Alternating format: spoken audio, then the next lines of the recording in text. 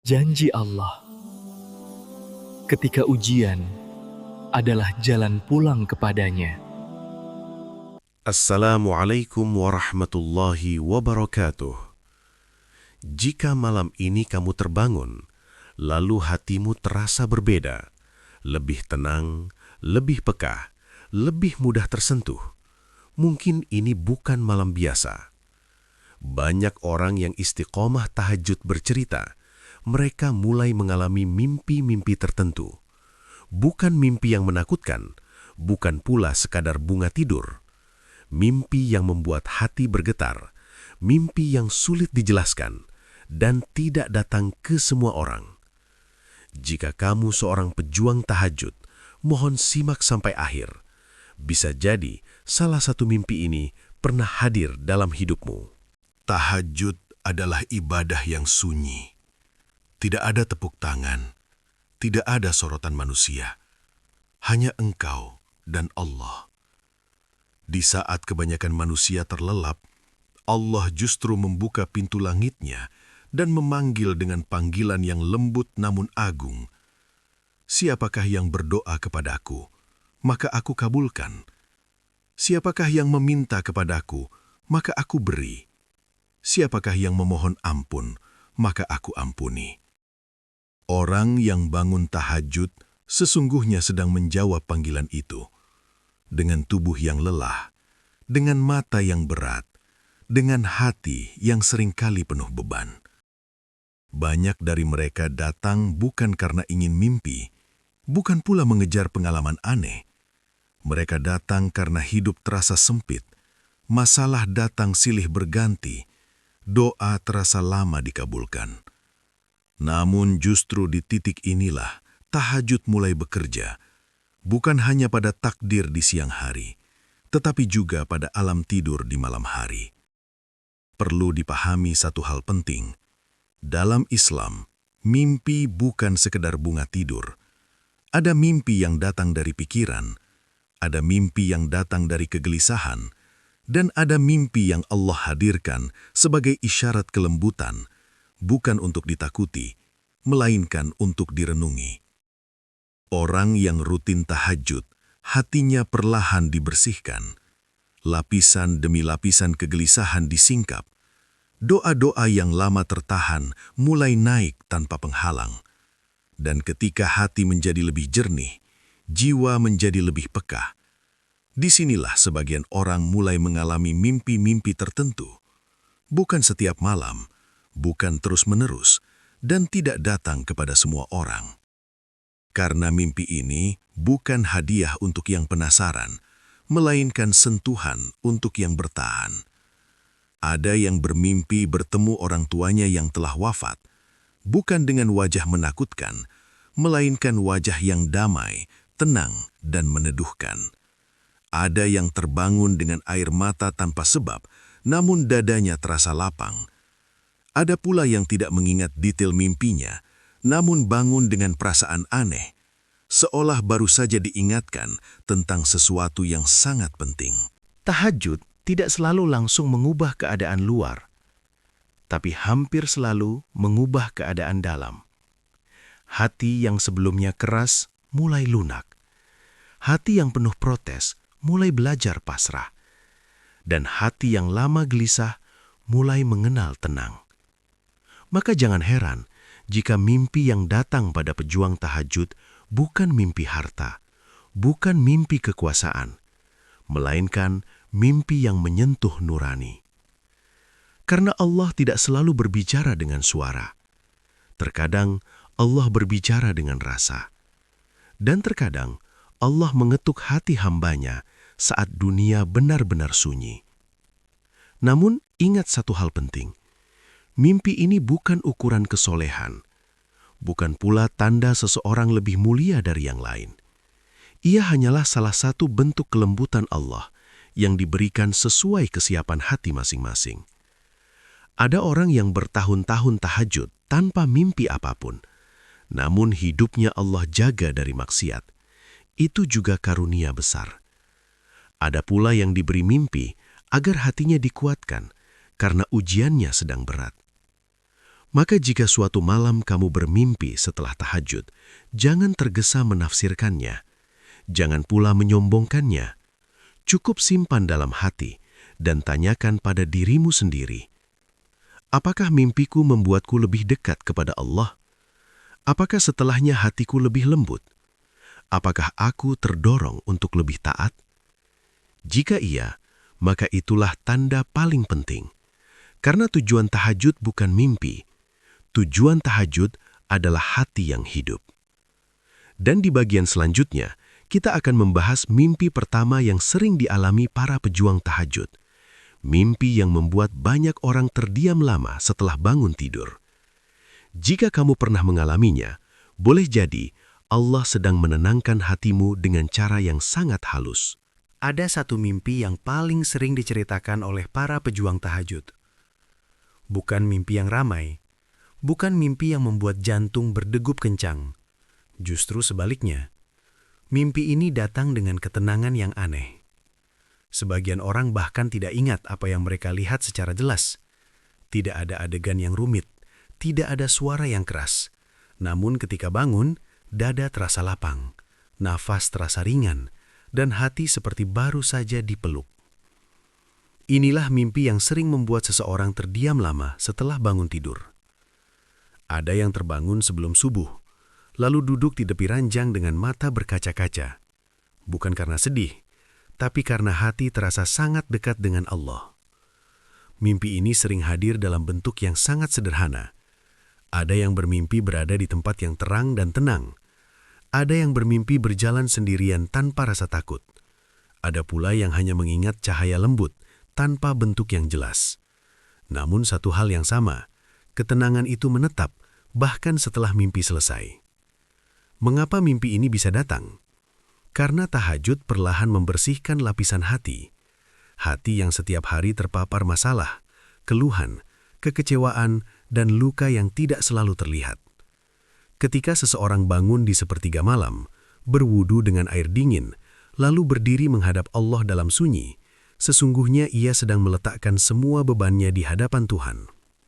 Tanpa banyak kata, tanpa perlu menjelaskan panjang lebar, Allah Maha Tahu isi dada hambanya. Dan ketika hati sudah terlalu lama menahan lelah, Allah kadang tidak menenangkan lewat jawaban langsung, tapi lewat rasa.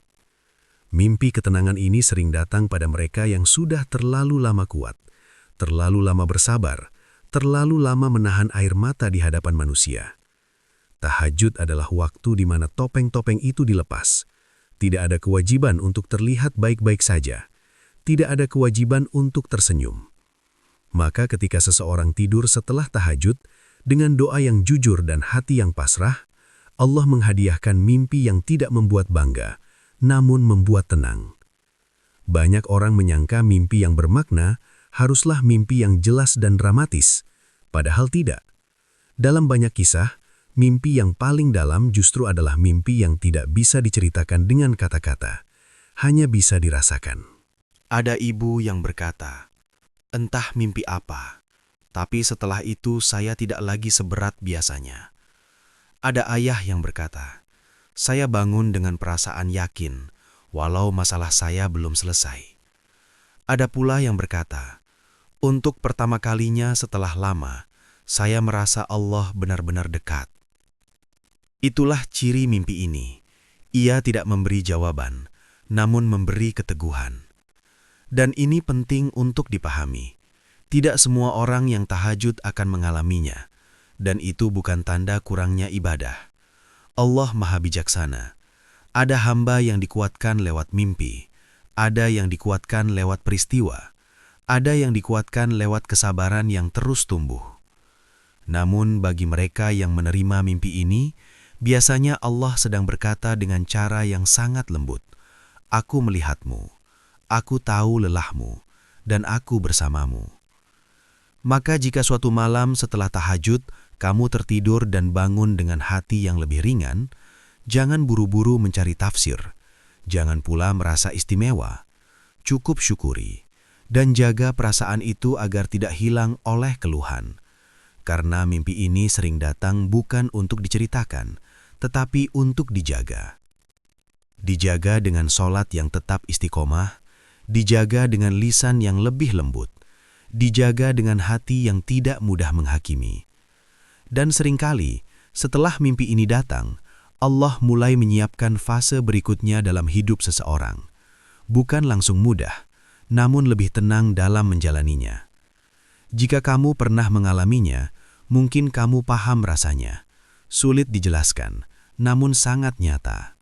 Dan jika belum, jangan berkecil hati, karena ketenangan tidak selalu datang lewat mimpi. Kadang ia datang lewat kesanggupan hati untuk tetap bangun di sepertiga malam, meski lelah, meski doa belum terjawab. Di bagian berikutnya, kita akan membahas mimpi lain yang sering membuat orang menangis saat terbangun. Bukan karena takut, tetapi karena hati disentuh dengan sangat dalam. Mimpi yang sering datang sebagai pengingat bahwa hidup ini sementara dan arah pulang kita perlu terus diluruskan. Ada satu mimpi lain yang sering membuat seseorang terbangun dengan air mata.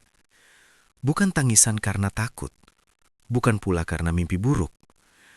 Air mata ini justru jatuh tanpa suara, seolah hati disentuh pada titik yang sangat dalam. Mimpi ini sering datang tanpa peringatan, kadang sederhana, kadang sangat singkat, namun bekasnya tinggal lama. Sebagian orang bermimpi bertemu orang yang sangat ia rindukan, bukan dalam suasana ramai, bukan dalam keadaan menegangkan, hanya pertemuan yang tenang, penuh kedamaian, tanpa banyak kata.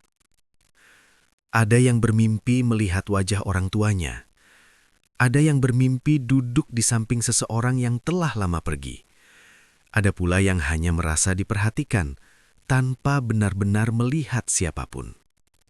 Namun, ketika bangun, air mata mengalir begitu saja. Bukan karena sedih semata, melainkan karena ada rasa rindu, rasa bersalah, atau rasa ingin menjadi lebih baik. Mimpi ini sering datang sebagai pengingat yang halus. Tahajud adalah waktu ketika seseorang berdiri di hadapan Allah dengan kejujuran yang jarang muncul di siang hari. Di siang hari kita sibuk membela diri, mencari alasan, menjustifikasi keadaan. Namun di malam hari, semua itu runtuh. Ketika seorang hamba berdoa di sepertiga malam, ia tidak lagi berkata, "Aku benar." Yang ada hanya, "Aku lemah dan aku butuh Engkau." Dan ketika hati berada di posisi itu, Allah kadang mengingatkan bukan dengan teguran keras, melainkan dengan sentuhan rasa.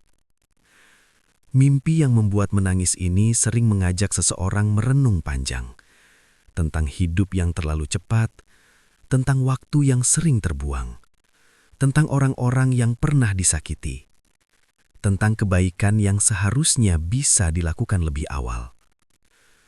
Banyak yang berkata, setelah mimpi itu saya ingin memperbaiki diri, bukan karena takut azab, tapi karena hati merasa malu kepada Allah. Itulah bedanya. Takut bisa memaksa seseorang berubah sesaat, namun rasa malu yang lembut mampu mengubah seseorang dari dalam. Mimpi ini tidak selalu datang membawa pesan yang jelas. Tidak ada tulisan, tidak ada suara yang memerintah, namun perasaan setelahnya sangat kuat. Ada dorongan untuk meminta maaf. Ada keinginan untuk memaafkan.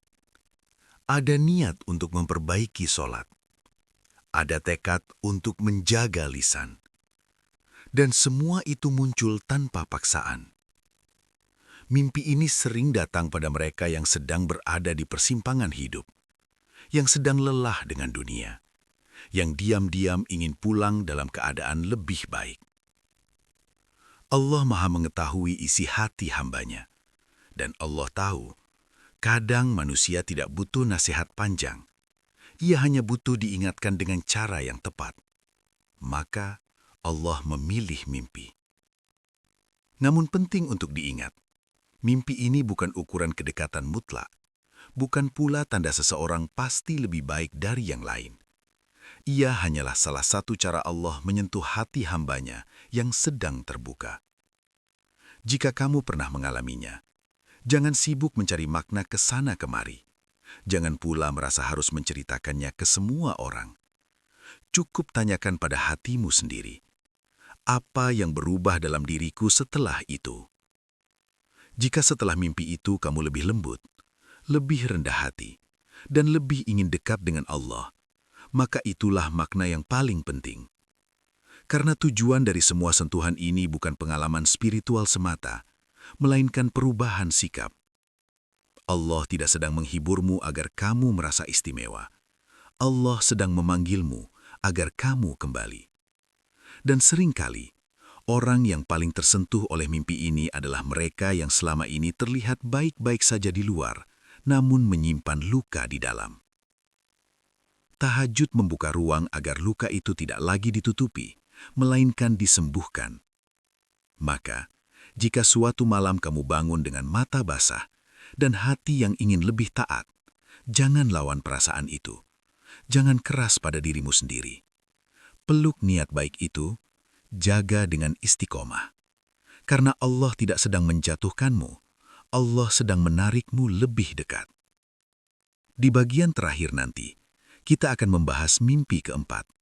Mimpi yang sering datang bukan dalam bentuk peristiwa, melainkan isyarat arah hidup.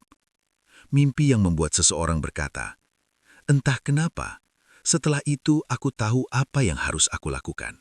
Ada satu mimpi terakhir yang sering diceritakan oleh sebagian pejuang tahajud.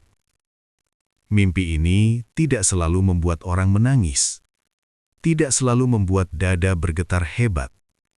Namun justru setelah mimpi ini, seseorang terbangun dengan kejelasan yang tenang.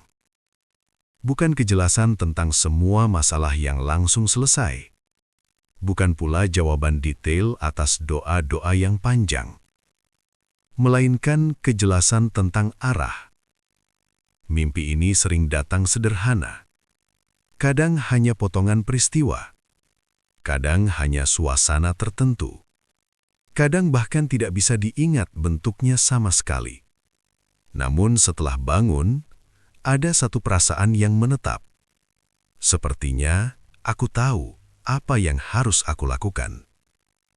Tidak ada suara yang memerintah. Tidak ada kalimat yang menyuruh. Namun hati terasa mantap, tanpa dorongan emosional berlebihan. Inilah mimpi isyarat arah.